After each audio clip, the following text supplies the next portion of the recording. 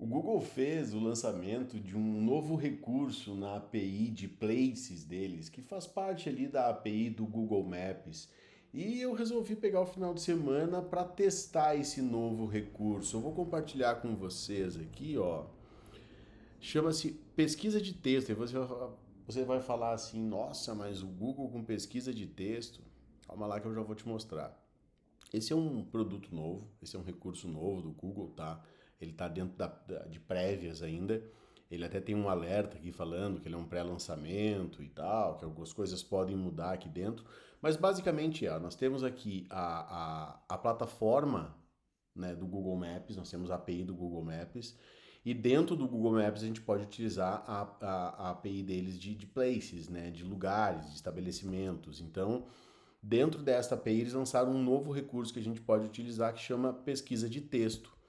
E o que, que ele é? Ele permite que a gente faça consultas de lugares utilizando textos normais, como ele mostra aqui, ó, pizzaria em São Paulo. Né? Eu estou pesquisando alguma coisa num determinado lugar específico, mas utilizando um texto da mesma maneira que a gente usa quando a gente acessa o Google para pesquisar alguma coisa.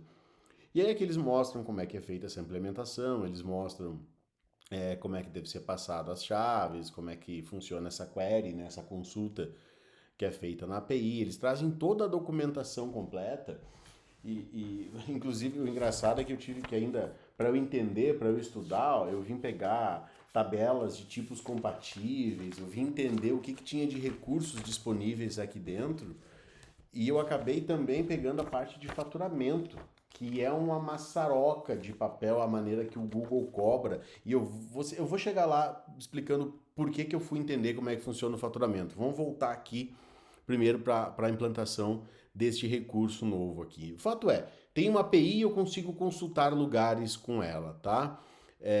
Aqui estão as consultas que eu fiz, ó, da API de Places e da nova API também. Então, tá tudo listado aqui dentro do Google Cloud bonitinho. Depois eu vou mostrar um pouquinho os custos financeiros que teve toda essa brincadeira. Mas basicamente o que, que é?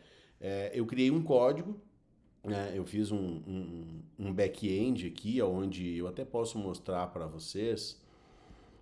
Eu tenho um back-end, eu tenho uma estrutura aqui, ó, separada em back-end e front-end. Eu tenho dentro do meu back-end uma aplicação em Go que eu fiz, está tudo dentro de um arquivo só. Eu sei que existem maneiras muito mais elegantes de fazer isso, mas o fato é que eu só fui fazer um teste e isso foi crescendo. Então aqui eu faço vários testes, eu tenho que primeiro buscar um lugar, depois eu tenho que pegar os detalhes deste lugar. Então só aí já são duas requisições para o Google, e aí eu fui entender como é que essas requisições são cobradas, né? O quão viável é utilizar um recurso desses. E orquestrando tudo isso, eu tenho Docker, que foi um puta aprendizado, foi um aprendizado bem legal. E eu tive que aprender algumas coisas, eu tive que expor um ao outro para eu poder utilizar eles, como eu estou rodando eles aqui agora.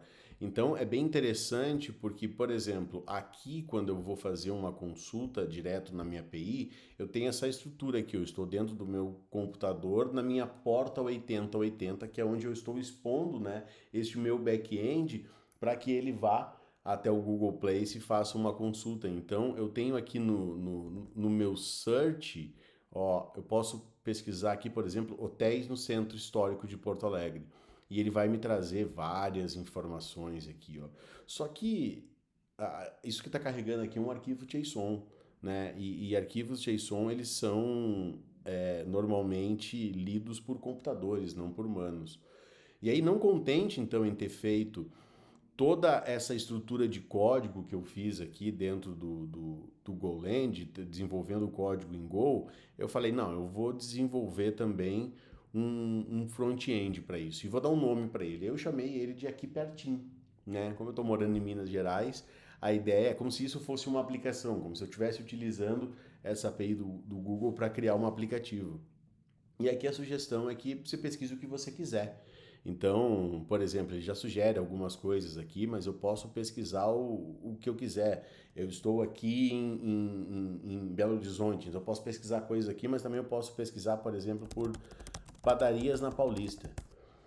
E aí ele vai me trazer, aqui está marcado somente os lugares abertos, né? Traz um filtro de informações dos lugares que estão abertos, e se a gente for ver, é, ele me retornou os, os, os objetos, né? Ele me retornou aqui os estabelecimentos, me faltou a palavra, que estão aqui.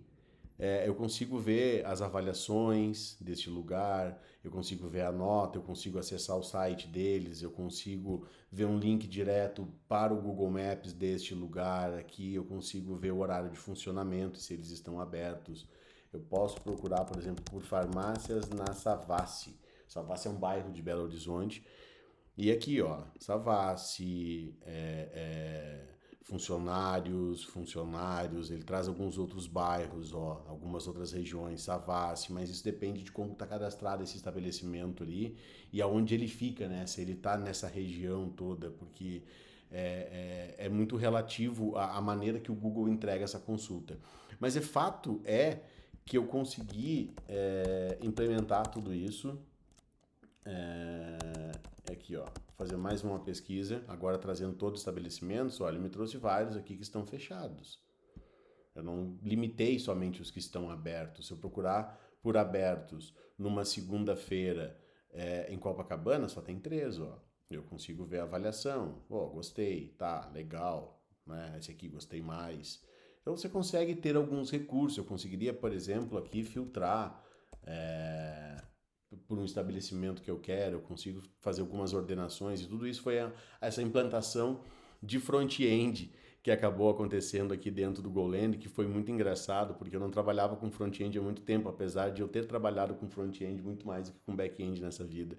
Mas eu fiz um HTMLzão super básico utilizando o Bootstrap e joguei todo o código, toda a regra do meu front-end num arquivo JavaScript puro aqui, então tem várias funções misturadas aqui dentro que estão fazendo esse acesso o fato é que o desafio maior era eu fazer isso aqui funcionar, eu entender como é que tudo isso estava funcionando e colocar em prática as coisas que eu venho aprendendo, que eu venho estudando. E o objetivo foi concluído com sucesso.